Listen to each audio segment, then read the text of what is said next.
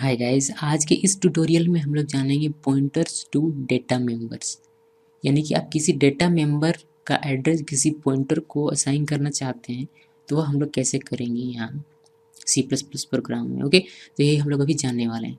इसका syntax declaration देख लीजिए। जैसा हम लोग नॉर्मली पॉइंटर बनाते हैं वैसा तो नहीं है एक्चुअली, लेकिन यहाँ काफ़ी सिमिलर आपको नज़र आएगा। ठीक है, बहुत सारी चीज़ें। तो हम लोग देखते हैं कि C++ में ये कैसे किया जाता है जब हम लोग क्लास यूज़ कर रहे हैं तब। ओके, सो डेटा मेंबर के एड्रेस को किसी पॉइंटर में असाइन करने के लिए सिंटैक्स कुछ इस तरीके से है आपका। पहले आपको डेटा टाइप लिखना है, क्लास नेम लिखना है, स्कोप रिजोल्यूशन पॉइंटर और उसका नाम लिखते हैं। ठीक है, सेमीकोलन से बंद। जिसकी एग्जांपल में आप देख पा रहे होंगे, डेटा टाइप मैंने लिखा हुआ है इंट, क्लास नेम है मेरा लैपटॉप, यहाँ मैंने स्कोप रिजोल्यूशन पॉइंटर दिया हुआ है और पी रैम मेरे पॉइंटर का नाम है। ओके, ये तो डिक्लेरेशन हो गया, आपने डिक्लेयर किया, लेकिन अभी तक हम लोग इसको असाइन नहीं किया। तो सिंटैक्स फॉर असाइनमेंट यहाँ है। इसमें हम लोग पॉइंटर नेम लिखते हैं equal address of class name ampersand class name scope resolution data member name. जैसे कि पी रैम हमारा पॉइंटर नेम है, जैसे कि आप यहाँ देख पा रहे होंगे पॉइंटर नेम हमारा पी रैम है, इक्वल क्लास नेम है लैपटॉप, तो ampersand laptop scope resolution RAM. Okay, तो ये कुछ इस तरीके से आपको लिखना है। ठीक है, ये दो अलग अलग स्टेप्स हैं जो आपको फॉलो करने हैं। ठीक है, इसमें ये हो मतलब इसमें होता क्या है, इसमें यहाँ तो आपने एक पॉइंटर क्रिएट किया। ठीक है, पॉइंटर क्रिएट करने के बाद आप यहाँ इस डेटा मेंबर को, जो कि रैम एक डेटा मेंबर होगा, ठीक है, क्लास का डेटा मेंबर होगा रैम, इसका एड्रेस आप इस पॉइंटर को दे रहे हैं। अब इस पॉइंटर के थ्रू आप एक्सेस कर सकते हैं इस रैम के वैल्यू को, इस रैम के एड्रेस को, जैसे हम लोग जनरली पॉइंटर टॉपिक में पढ़ चुके हैं इस तरीके से एक्सेस किया जाता है। ठीक है, नाउ आप चाहें तो इन दोनों स्टेप्स को अलग अलग लिखने के बजाय एक साथ लिख सकते हैं कुछ इस तरीके से।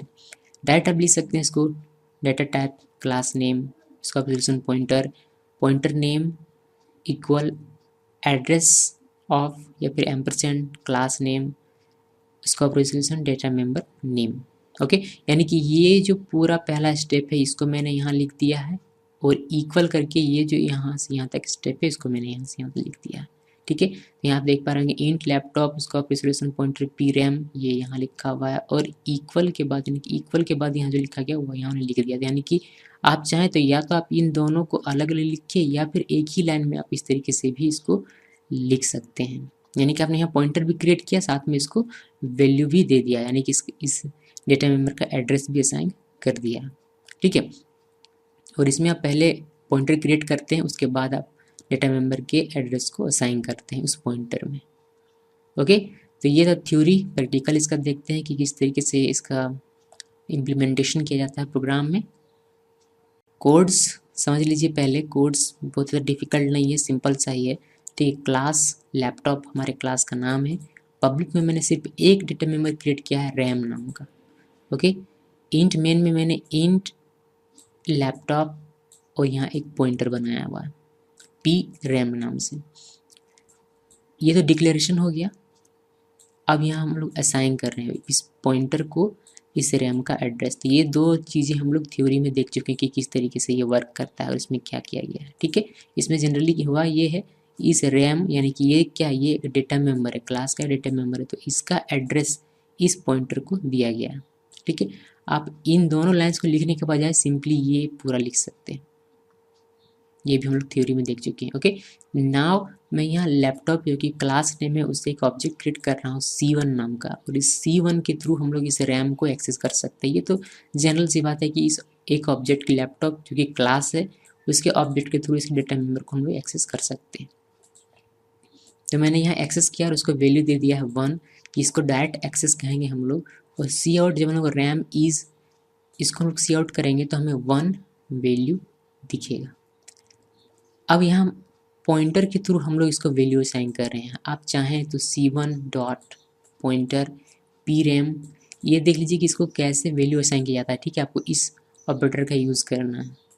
इसे ये जो आप यहाँ ऑपरेटर देख पा रहे होंगे, इस ऑपरेटर को कहते हैं डी रेफरेंसिंग ऑपरेटर। इसका यूज़ हम लोग तब करते हैं जब हम लोग ऑब्जेक्ट का यूज़ करते हैं इस मेंबर पॉइंटर को एक्सेस करने के लिए, यानी कि इस मेंबर पॉइंटर के साथ जब हम ऑब्जेक्ट का यूज़ करते हैं तो हमें वहाँ इस डीरेफरेंसिंग ऑपरेटर का यूज़ करना पड़ता है।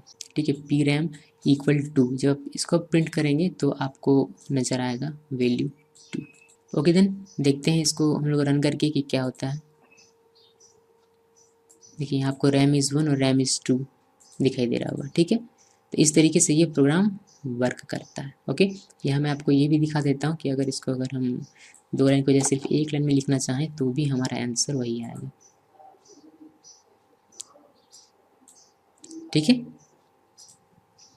सो इसमें हम लोगों ने देखा कि किस तरीके से हम लोगों ने पॉइंटर को इस डेटा मेंबर के एड्रेस से असाइन किया है और इस पॉइंटर को कैसे हम लोग यूज़ कर सकते हैं अपने प्रोग्राम में। ठीक है, इस पॉइंटर में आप जब भी जो भी बदलाव कीजिएगा, यानी जैसे कि इस ऑब्जेक्ट के थ्रू इस पॉइंटर को एक्सेस किया गया है और इस पॉइंटर में अगर आप कोई चेंजेस करते हैं तो आपको इस डेटा मेंबर में चेंजेस नज़र आएंगे, बिकॉज इसका एड्रेस इस पॉइंटर के पास है। ठीक है, जो पॉइंटर का कॉन्सेप्ट है बिल्कुल वही है, बस यहाँ एक्सेस करने का तरीका थोड़ा सा अलग है और डिक्लेयर करने का तरीका थोड़ा सा अलग है, क्योंकि ये क्लास है। Okay then, thanks for watching this video.